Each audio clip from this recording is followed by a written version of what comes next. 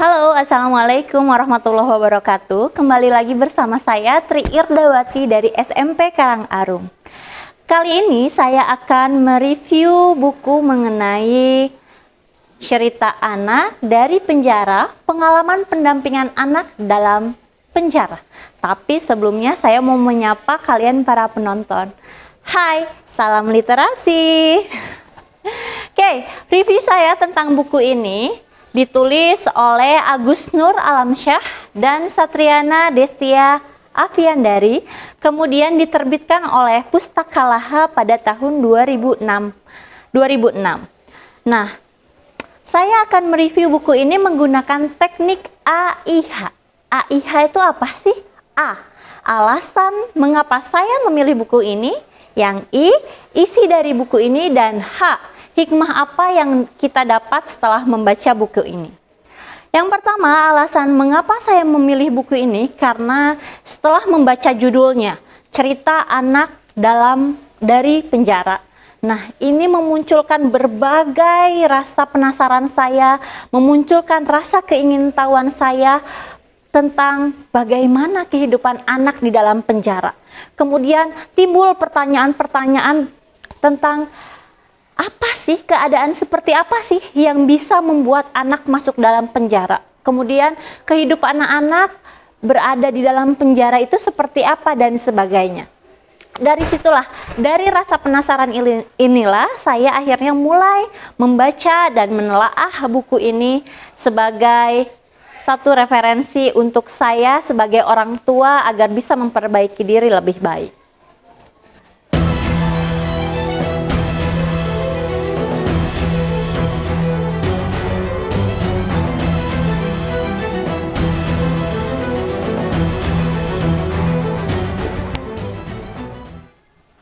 Unsur kedua yang akan saya bahas yaitu mengenai isi buku ini.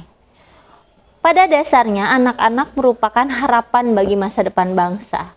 Itulah sebabnya mengapa orang tua, masyarakat, bahkan pemerintah menempatkan anak-anak dalam posisi khusus. Buku ini membeberkan cerita pengalaman anak di dalam penjara. Bagaimana menyakitkannya pengalaman yang mereka miliki. Bagaimana kelamnya kehidupan di dalam penjara. Mulai dari tahap integrasi sampai berada di balik jeruji besi. Seperti salah satu tokohnya, yaitu Sadi.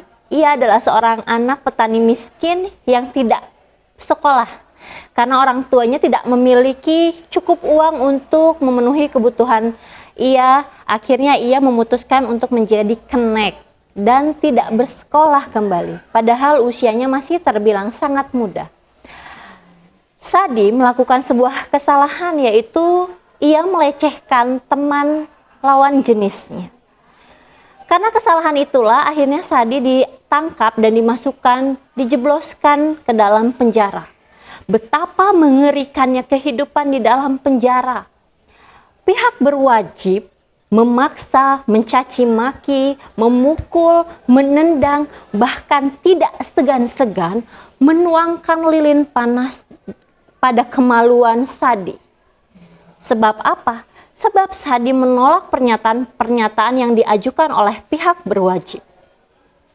Kehidupannya tidak sampai di situ. Kekerasan yang ia terima bukan hanya dari polisi saja, melainkan dari tahanan lainnya yang berada dalam satu sel yang sama. Akhirnya, setelah beberapa lama ia berada di kantor polisi, ia digiring ke rutan tahanan anak. Ia tidak tahu betapa sulitnya hidup di dalam rutan. Awal mula Sadi datang ke rutan, ia mengalami kekerasan yang sama pula seperti di kantor polisi. Dipukul, ditendang karena Sadi mencoba membantah pernyataan yang dikemukakan atau yang diutarakan oleh sipir. Ketika Sadi sudah memiliki ruangan di dalam penjara, ia sangat kaget di dalam kehidupan penjara. Ia memang diberi makan secara gratis. Ia tidur dengan beberapa orang tahanan lain di dalam satu sel yang sempit sekitar 30 orang. Kekerasan, diskriminasi tumbuh di dalam kehidupan penjara. Jika kamu punya uang, maka kehidupan penjara akan enak. Tapi jika kamu tidak memiliki uang, maka tentulah akan menjadi bulan-bulanan tahanan lain. Mengapa demikian? Dengan uang, tahanan yang memiliki uang, dengan uang itu ia bisa menyogok para penjaga rutan untuk keluar atau untuk sekedar membeli makan di kantin karena enak. Mengapa demikian? Karena makanan yang disediakan di dalam penjara sungguh sangat tidak manusiawi. Sadi dan tahanan-tahanan lain harus memakan nasi yang berwarna kekuningan, tempe yang hanya direndam oleh air kuning, kemudian sayur bening tanpa rasa. Jika ia ingin makan lebih enak, maka ia harus memiliki uang.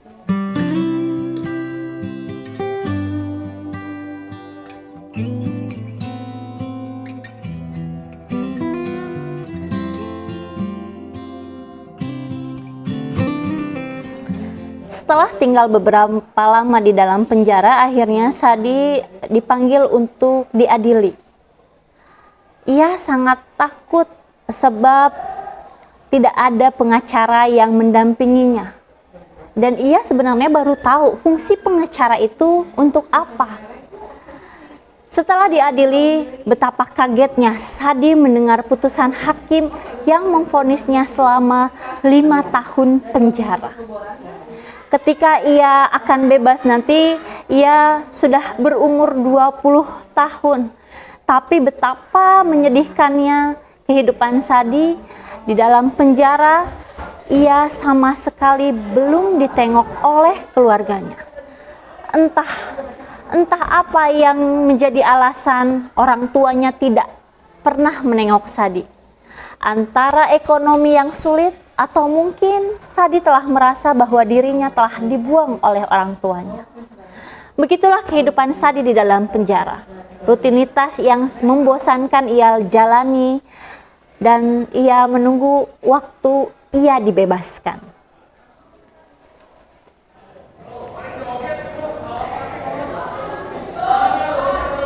Unsur yang ketiga yaitu hikmah apa yang dapat kita petik atau kita pelajari dari buku tersebut. Buku ini mengajarkan kita sesama manusia itu memiliki hak yang sama, baik dewasa maupun anak-anak. Sepatutnya kita wajib menghargai hak tersebut. Hikmah yang kedua yang dapat kita petik, buku ini mengajarkan kita berbagai pelajaran sebagai orang tua, sebagai masyarakat, bahkan pemerintah, bahwa mereka dan kita itu satu dalam membentuk karakter anak untuk menjadi lebih baik. Cukup sekian dari saya. Apabila ada salah kata, saya mohon maaf. Wassalamualaikum warahmatullahi wabarakatuh. Salam literasi.